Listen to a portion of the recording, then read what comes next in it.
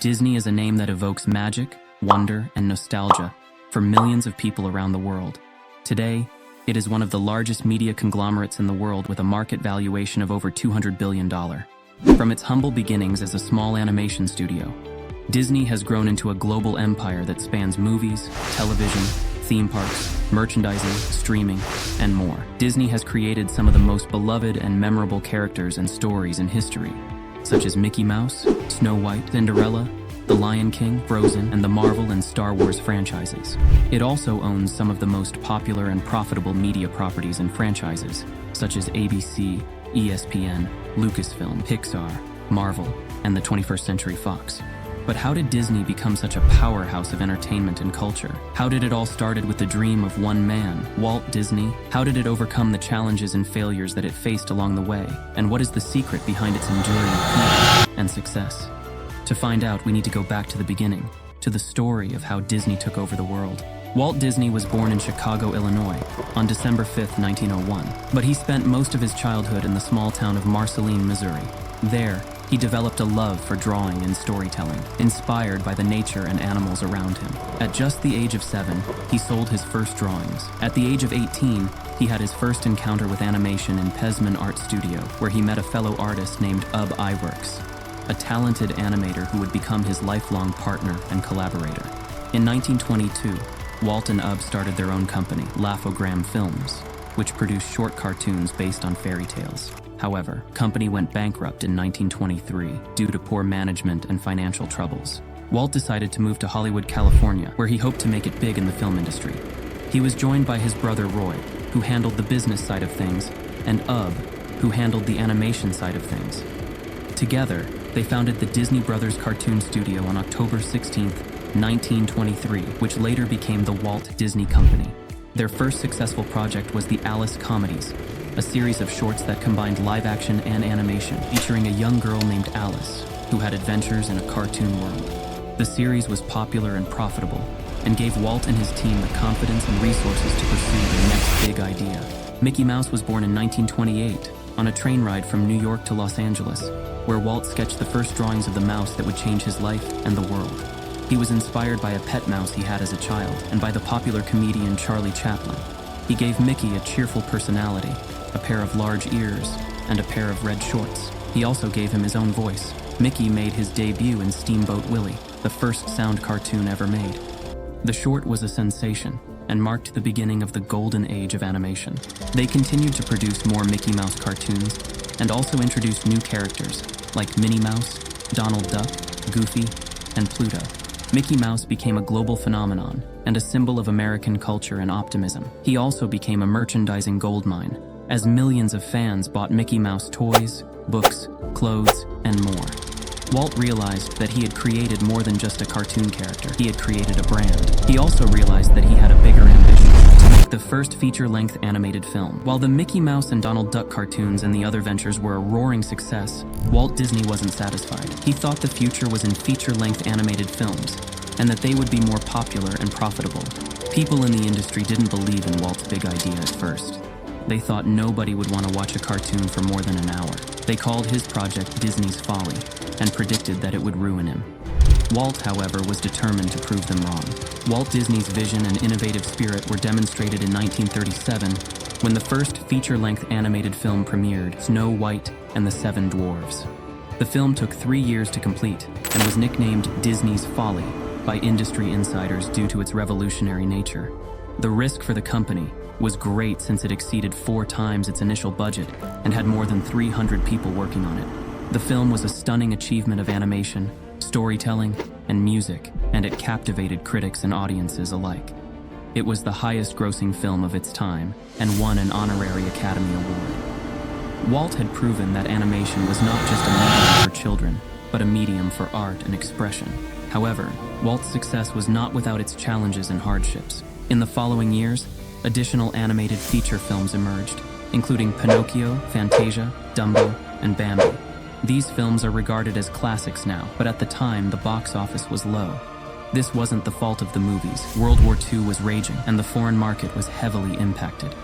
In 1941, the US entered World War II, and the film industry was affected by the war effort. Walt's studio was commissioned by the government to produce propaganda and training films, as well as entertainment for the troops. Walt also went on a goodwill tour to South America, where he made 2 films inspired by the culture and music of the continent, Saludos Amigos and The Three Caballeros. The war also took a toll on Walt's finances and morale, as he struggled to keep his studio afloat and his staff motivated. He also faced a major crisis in 1941, when a strike broke out at his studio, led by some of his animators who demanded better wages and working conditions. The strike lasted for 9 weeks, and it was a bitter and painful experience for Walt, who felt betrayed and hurt by his employees. He also felt that his studio had lost its spirit and harmony, and that he had lost his touch and direction. In 1950, Cinderella was released, and it was a real success. Disney also released its first 100% live-action film, Treasure Island, in 1950. By the mid-1950s, Disney was stepping into TV, first in 1954 with Walt Disney's Disneyland Anthology program, and in 1955 with the Mickey Mouse Club children's TV show. You'd think all of this would have been enough for Walt Disney, but he was always looking for the next challenge and opportunity. And through all of this, he had already set his sights on something totally different, an amusement park. Walt Disney had been dreaming about building an amusement park for a few years. His goal was to build an amusement park where children and parents could have fun together and enjoy the magic of his films and characters. The original idea was to call it Mickey Mouse Park, but this was then changed to Disneyland. Disneyland was Walt's most ambitious and risky project. He spent years planning and designing it. He faced many challenges and obstacles, such as legal issues, construction delays, budget overruns, and skepticism from the public and the press. After an extensive research period, construction started on the park in July 1954, and it opened in Anaheim, California, just a year later, on July 17, 1955. The park consisted of a number of themed lands that branched out from a central hub: Adventureland, Frontierland, Fantasyland, and Tomorrowland, and it also had the Disneyland Hotel on the site. It was a huge success when it opened, drawing 20,000 visitors a day and $3.6 million in its first year alone. Disneyland was Walt's ultimate expression of his imagination and his legacy. He once said, "Disneyland will never be complete. It will continue to grow as long as there is imagination left in the world."